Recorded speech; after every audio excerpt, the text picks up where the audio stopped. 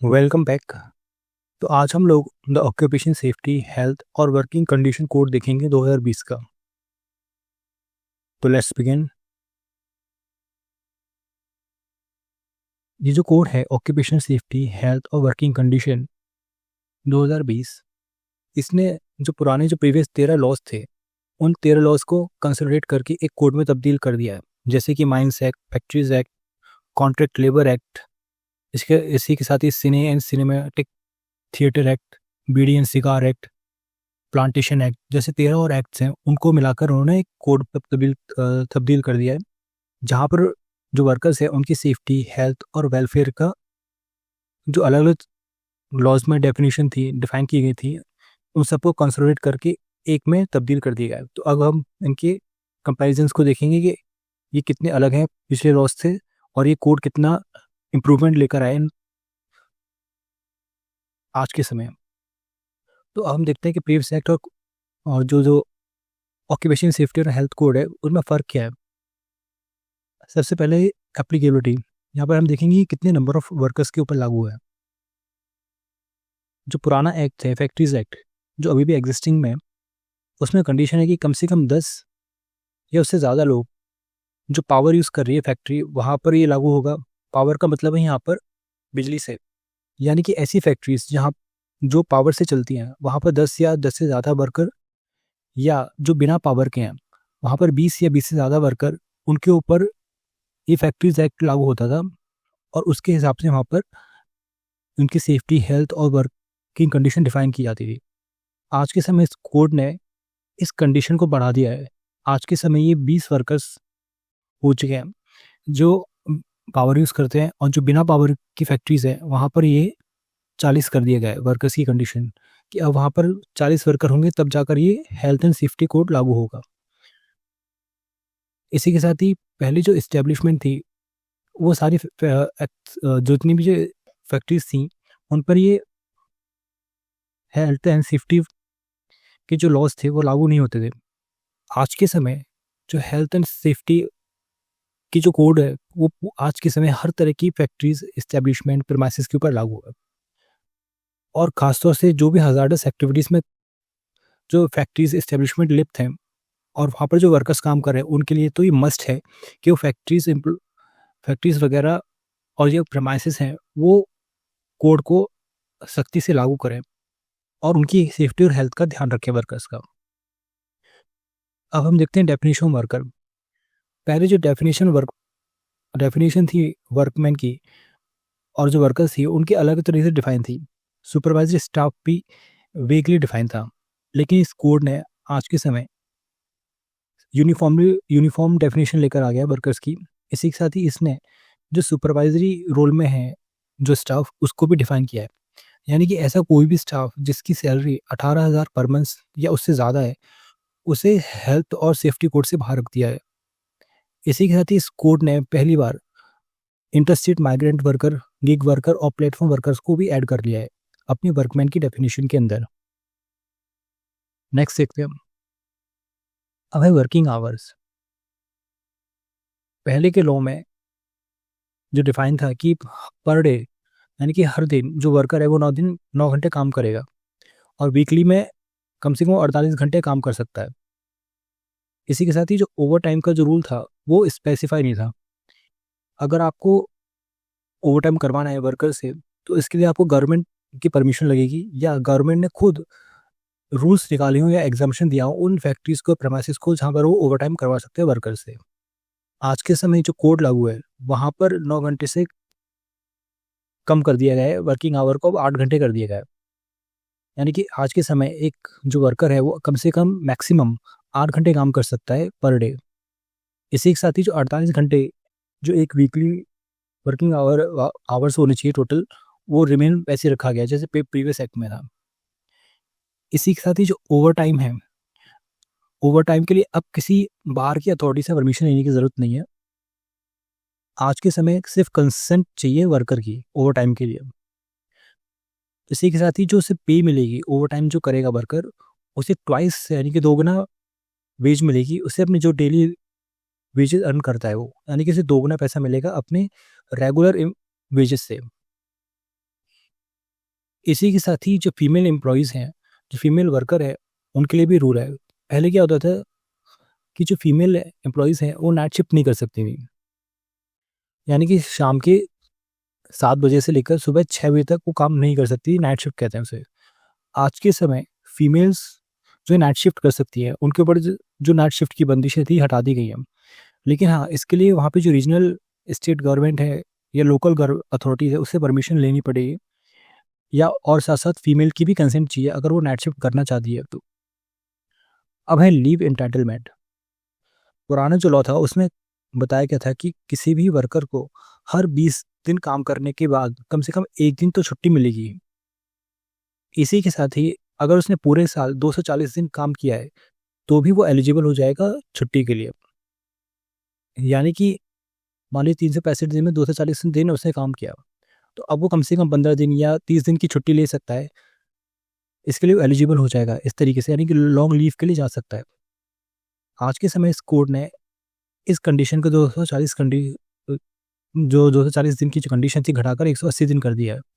यानी कि अब एक वर्कर एलिजिबल हो जाएगा लंबी छुट्टी पर जाने के लिए। यानी जैसे कि 15 दिन हो गया, 1 हफ्ता हो गया या 30 दिन की छुट्टी पर जाने के लिए एलिजिबल हो जाएगा। इसी के साथ ही जो 20 दिन की जो वर्किंग कंडीशन रखी गई है कि हर 20 दिन जब वो काम करेगा तो कम से कम 1 दिन तो उसे छुट्टी मिले। तो ये वैसे ही रखा गया है जैसे पहले के एक्ट में था। इसी के साथ ही मान लीजिए इस कोड में एक और डिफाइन दिया गया है कि अगर कोई वर्कर अगर अपनी छुट्टी नहीं लेता है, तो ऐसे में उसकी छुट्टियाँ तो बर्बाद हो जाएँगी। तो उसमें आज के समय कोर्ट ने कहा है कि जे अगर मान लीजिए कोई वर्कर नहीं लेता है अपनी छुट्टियाँ और वो काम कर रहा होता है, तो जितनी छुट्टियाँ हैं उसकी बर्बाद हुई हैं या फिर जिस छुट्टी को उसने फ़ायदा नहीं उठाया, उस छुट्टी का उसे पैसा मिलेगा। यानी कि उसके काम का भी उसे पैसा मिलेगा और जो छुट्टियाँ हैं, जो उसने इस्तेमाल नहीं की हैं, उसका भी उसे पैसा मिलेगा, इन कैश हो जाएँगी। अब देखते हैं कि पेनल्टी और ऑफेंसेस। जो पहले जो फैक्ट्री एक्ट था, उसमें डिफाइन किया गया है कि कम से कम मैक्सिमम 1 लाख रुपए तक का फाइन लगेगा और कम से कम 2 महीने की जेल होगी एम्प्लॉयर का, अगर वो किसी तरह की मिसमैनेजमेंट करता है या वॉयलेशन करता है लॉ का। लेकिन वहाँ पर ये भी डिफाइन था कि जो अलग-अलग लॉज़ हैं, वो अलग-अलग तरह की पेनल्टी इम्पोज़ करते हैं। आज के समय इस कोर्ट ने जो पेनल्टीज़ हैं, उनको बढ़ा दिया गया है और काफ़ी स्ट्रिक्ट कर दिया गया है। आज के समय जो ऑफेंस अगर कोई एम्प्लॉयर करता है, तो उसे 2 लाख से लेकर 3 लाख तक की जो रेंज है, उसमें पेनल्टी लगेगी और फाइन लगेगा उसे। और अगर मान लीजिए उसके वॉयलेशन की वजह से अगर उसने लॉ फॉलो नहीं किया है, किसी एम्प्लॉयर ने, और उसकी वजह से किसी वर्कर की डेथ हो गई है, तो उसे कम से कम 5 लाख रुपए तक का जुर्माना लगेगा और यहाँ तक कि उसे 2 साल तक की कैद हो सकती है या फिर दोनों हो सकते हैं। इसी के साथ ही कोर्ट अगर अदालत अगर चाहे, तो कम से कम आधी जो पेनल्टी है, वो एज़ अ कंपनसेशन उस विक्टिम की फैमिली को मिलेगी जिसका जो वर्कर है उसकी डेथ हो गई है। इसी के साथ ही आता है कंपाउंडिंग ऑफेंसेस का। पहले कंपाउंडिंग ऑफेंसेस का जो प्रोविजन थे वो स्पेसिफिक नहीं थे और ना ही वो स्ट्रीमलाइन थे।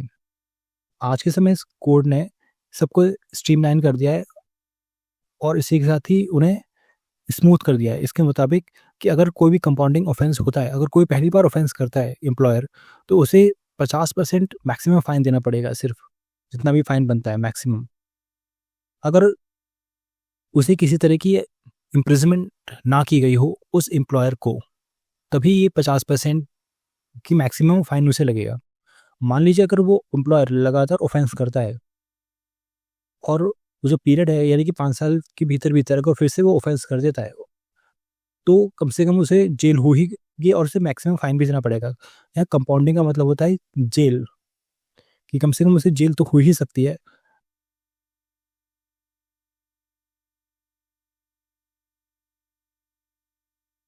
इसी के साथ ही कुछ प्रोविजंस भी जोड़े गए हैं। यानी कि पहले जो प्रोविजंस थे पुराने, वो उसमें कुछ तरह के कैटेगरीज़ के वर्कर्स को उनकी जो परेशानियाँ हैं, उनके जो चेकअप्स हैं, हेल्थ है, बेनिफिट्स हैं, उनको ठीक से डिफाइन नहीं किया गया था। हर एक्ट अलग-अलग तरीके से अपने वर्कर्स को डिफाइन करता था, उनकी सेफ्टी को, हेल्थ को और उनकी प्रोविजंस को। आज के समय कोर्ट ने पुराने लॉस को कंसिडर करके एक सिंपल डेफिनेशन दे दिए ताकि उनकी हेल्थ, सेफ्टी और वर्किंग कंडीशन को सुधारा जा सके। जैसे कि यहाँ पर फ्री है एनुअल हेल्थ चेकअप बताया गया है वो वर्कर जिनकी 45 साल या उससे ज़्यादा उम्र हो जाती है। इसी के साथ ही हर जो एम्प्लॉय है, हर वर्कर को अपॉइंटमेंट लेटर देना भी कंपलसरी कर दिया गया है। इसी के साथ ही हर एस्टेब्लिशमेंट के अंदर ये कोशिश की गई है कि जहाँ पर भी 500 या 500 से ज़्यादा वर्कर काम करते हैं, वहाँ पर कम से कम एक सेफ्टी ऑफिसर तो होना ही चाहिए और ये मैंडेटरी बनाया गया है इसके अंदर। इसी के साथ एक सेफ्टी कमेटी का भी प्रावधान किया गया है कि वो भी होनी चाहिए, जहाँ पर भी 500 या उससे ज़्यादा वर्कर काम कर रहे हैं। इसी के साथ ही पहली बार protection of interstate migrant worker को भी सुरक्षा मिली है, जहाँ पर उसे अगर वो एक राज्य से दूसरे राज्य में जाता है काम करने के लिए, जैसे मान लीजिए बिहार के लोग अगर तमिलनाडु या महाराष्ट्र में जाते हैं काम करने के लिए, तो उन्हें उनकी जर्नी का अलाउंस भी मिलेगा, उनका डिस्प्लेसमेंट का भी अलाउंस मिलेगा। मान लीजिए कि वो जो फैक्ट्री है, आज उस फैक्ट्री की वजह से उन्हें पुणे से मुंबई जाना पड़ रहा है, तो जब डिस्प्लेसमेंट हुआ है तो उसका अलाउंस भी उन्हें देना पड़ेगा। इसी के साथ ही यहाँ पर कुछ प्रोविजंस दिए गए हैं जो गिग वर्कर्स हैं, प्लेटफॉर्म वर्कर्स हैं, उनके लिए भी। गिग वर्कर्स मतलब जो स्किल बेस्ड हैं आज के समय, जिन्हें फ्रीलांसर्स कहते हैं। प्लेटफॉर्म वर्कर्स हैं जो अमेजोन वगैरह के लिए या स्विगी वगैरह के लिए डिलीवरी बॉयज़ होते हैं, उनके लिए कहा गया है प्लेटफॉर्म वर्कर्स। उनके लिए भी आज के समय प्रोविजंस किए गए हैं कि वो भी अब इस कोड के अंदर कवर किए गए हैं। अब है इंस्पेक्शन। पुराने समय जैसे हम जानते हैं कि इंस्पेक्टर राज था, उसके ऊपर आरोप है कि वो बहुत करप्ट होते थे जो इंस्पेक्टर होते थे, क्योंकि उनके हाथ में बहुत ज़्यादा पावर थी। करप्ट होते थे, हैरेस करते थे वो एम्प्लॉयर्स को। आज के समय जो इंस्पेक्टर है उसकी ताकत को काफ़ी कम कर दिया गया है। अब उसे इंस्पेक्टर के साथ साथ उसे एक फैसिलिटेटर बना गया है कि अब वो फैसिलिटेट करेगा एम्प्लॉयर और वर्कर्स के बीच में, जहाँ वो एडवाइस करेगा एम्प्लॉयर को कि वो कंप्लाइंस करे। इसी के साथ ही इंस्पेक्टर जो इंस्पेक्शन करेगा प्रोसेस को intended technology driven and more transparent, यानी कि आज के समय इंस्पेक्टर जो टेक्नोलॉजी का इस्तेमाल करेगा ताकि वो जो काम कर रहा है वो ट्रांसपेरेंट हो और टेक्नोलॉजी ड्रिवन हो। अब है एम्प्लॉयर की रिस्पॉन्सिबिलिटी। पुराने एक्ट में जो एम्प्लॉयर था उसकी ड्यूटी थी कि वो हेल्थ, सेफ्टी और वेलफेयर फैसिलिटीज़ प्रोवाइड करे अपने एम्प्लॉयज़ को और अपने वर्कर्स को। आज के समय जो कोड है उसने क्लियरली डिफाइन किया है और साथ साथ जो एम्प्लॉयर है उसकी ड्यूटीज़ को भी उन्होंने एक्सपेंड कर दिया है कि पहले से ज़्यादा उसकी ड्यूटीज़ बढ़ा दी गई हैं और साथ ही उसकी रिस्पॉन्सिबिलिटी भी बढ़ा दी गई है कि आज के समय वो अपने प्रेमाइसेस को हैज़ार्ड फ्री बनाए, सेफ्टी इक्विपमेंट प्रोवाइड करे, मेडिकल फैसिलिटीज़ दे अपने वर्कर्स को। इसी के साथ ही अगर वो जो भी फैसिलिटीज़ प्रोवाइड कर रहा है अपने वर्कर्स की सेफ्टी के लिए, हेल्थ के लिए, तो वो अपने वर्कर्स से किसी भी तरह के कोई भी पैसा चार्ज नहीं करेगा इसके लिए, यानी कि वो फ्री ऑफ कॉस्ट होगा उसके एम्प्लॉयज़ के लिए। इसी के साथ ही कवरेज ऑफ कॉन्ट्रैक्टर्स के बारे में जिक्र है। यहाँ पर कॉन्ट्रैक्ट एम्प्लॉयज़ के बारे में बात किया जा रहा है, यानी कि ऐसे एस्टेब्लिशमेंट जहाँ पर 20 से ज़्यादा वर्कर पहले जो कॉन्ट्रैक्ट और लेबर एक्ट के तहत काम करते थे उन पर कॉन्ट्रैक्ट लेबर एक्ट लागू होता था, यानी कि ऐसे वर्कर्स जो एस्टेब्लिशमेंट 20 से ज़्यादा लोगों को अपने यहाँ पर कॉन्ट्रैक्ट के तौर पर काम करवाती थी, उनके ऊपर कॉन्ट्रैक्ट लेबर एक्ट लागू होता था। आज के समय जो कोड है उसने इस लिमिट को बढ़ाकर 50 और से ज़्यादा कर दिया, यानी कम से कम 50 की थ्रेशोल्ड रखी है।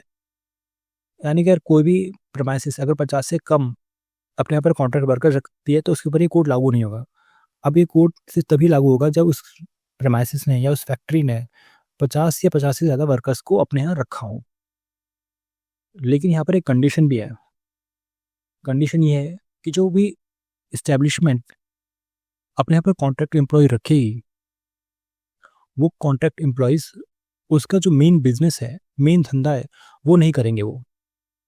यानी कि वो सिर्फ बाहर का काम करेंगे जिसके लिए उन्हें लाया गया है, एक्सेप्ट कुछ कंडीशन दी गई है। मान लीजिए कि कोई स्पेशल स्किल है, कोई टेक्निक है या कोई टेक्नोलॉजी है जो उसके एग्जिस्टिंग एम्प्लॉयज़ के पास नहीं है, तब वो जाकर कॉन्ट्रैक्ट एम्प्लॉयज़ को हायर कर सकता है उसके लिए। तो वहाँ पर उसे एक्सेप्शंस दी गई हैं, एग्जम्पशन है उन्हें फैक्ट्रीज को, प्रोसेस को। लेकिन वो उन कॉन्ट्रैक्ट एम्प्लॉयज़ को अपना जो कोर बिज़नेस है, जो मेन धंधा है, उसमें नहीं लगा सकता उन्हें। वो उसे अपना काम अपने जो रेगुलर एम्प्लॉयज़ हैं, उनसे ही करवाना होगा।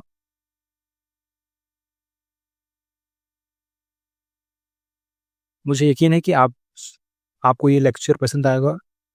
तो अगली बार फिर मिलते हैं। Thank you and have a nice day.